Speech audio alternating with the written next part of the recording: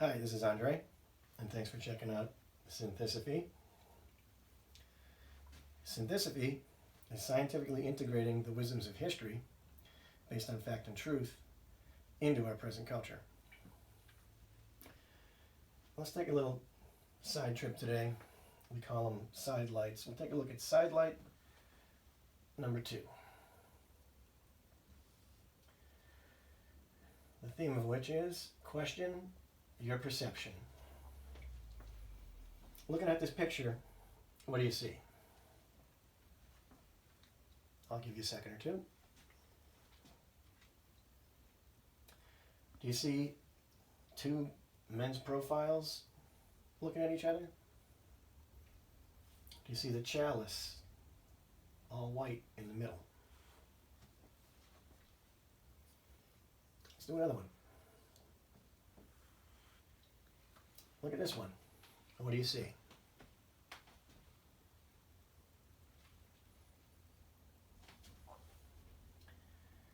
When looking at this one, it's actually a front shot and a profile pic of this guy. And notice that your brain can only perceive the profile or the face shot, never both at the same time. It's pretty cool. See how fast you can switch between seeing the front shot and the profile. Split seconds. Back and forth, back and forth. That's how your brain visually perceives things. One thing at a time. Check this one out. What do you see? You see one thing? Two things? Nothing? Let me tell you what happened to me the first time I looked at this. I just saw the guy playing the saxophone. Then I read up on it and it said, or a woman's face. And after I read that, I said, oh yeah, I didn't see that. There is a woman's face. Once you know that, you can see them both. The idea is that's your perception. That's how your brain works. Although here it's in a visual capacity. The main idea being you can look at one picture and you can see two different things. But never both at the same time. Never simultaneously. Pretty close. Split seconds. But never do you actually perceive both at exactly the same time. Your brain's only capable of doing one thing at a time. At least visually anyway. But here's the kicker. Watch the spinning dancer. What do you see?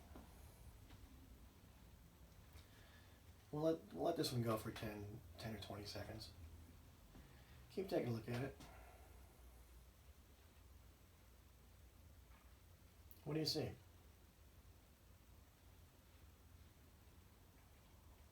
Anything changing? Staying the same?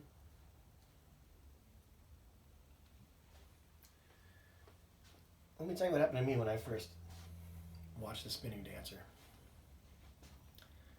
I saw her spinning around and I said, yeah, so what? And I clicked around and went looking for something on my desk and did a couple of other things, and I looked back at her and I thought, is she spinning the other way now? At first I thought, seriously, that someone on the host site was watching me, and as I turned away, they switched the way she was spinning. I swear, that was my first thought. And then I thought, Andre, no way, get a grip. That didn't happen. And after that, my immediate thought was, she didn't change direction. She's always been spinning that way. What was I thinking? And then my brain started screaming at me, saying, no, she didn't change direction. She was always spinning that way. What are you, stupid? So I figured I'd try one more time. I looked at her and saw that she was spinning counterclockwise, as looking at her from the top down.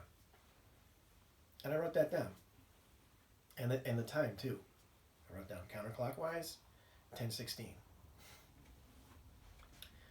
And I messed around with a few things on my desk for a few minutes, looking for this and that.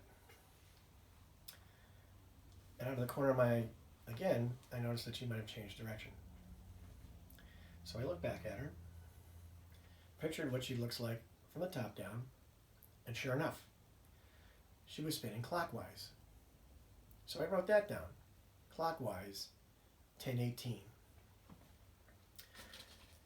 And I went as far as to write that down on the nearest scrap piece of paper I had. And as I'm looking at this data,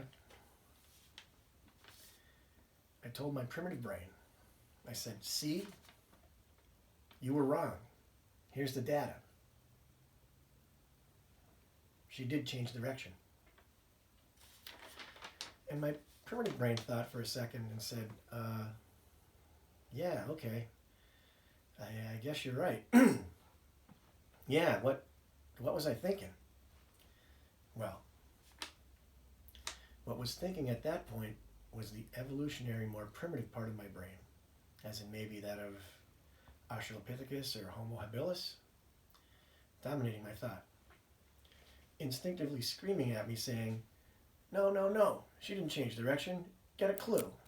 What are you, friggin' idiot? Then the more recently developed neocortex in Homo sapiens kicked in and questioned the more primitive thought process. And the neocortex, root meaning is new brain, was able to provide the data, what I wrote down, as evidence that my primitive brain thought process was wrong. And my primitive brain had to admit it was wrong. And I'll tell you, I was none too pleased to have to do that. So note that our perception and gut reactions and emotions that go with those perceptions may not always be correct. So the next time you're in a political face-to-face discussion that gets all hot and bothered, and your brain is screaming at you that what the other person is saying is totally ridiculous, note that this is the primitive brain kicking into overdrive and dominating your thought process. So instead of having a shouting match, which is completely useless, try and get your neocortex involved. Listen, take mental notes, gather your thoughts, and respond in a rational, low-key manner. This will do one of two things to the person with which you're having a political discussion. They will calm down a bit too, maybe start to listen and digest your information, and the discussion could continue in a more civil manner, each exchanging and digesting the other's viewpoints. Or they'll get even more pissed off and start screaming even louder and making all kinds of nasty gestures and facial expressions, at which point it's useless to continue the argument. They aren't listening. Their primitive brain is dominating. So think of some polite exit strategy, or change the subject of the discussion, and move on. Want to really question your perception? Put a mirror next to the spinning dancer so you can see the two of them. And at times, they will both be spinning in the same direction, which based on physics is a scientific impossibility. The idea here being, question your perception. For more detailed discussion on the spinning dancer and brain function, check her out at Wikipedia.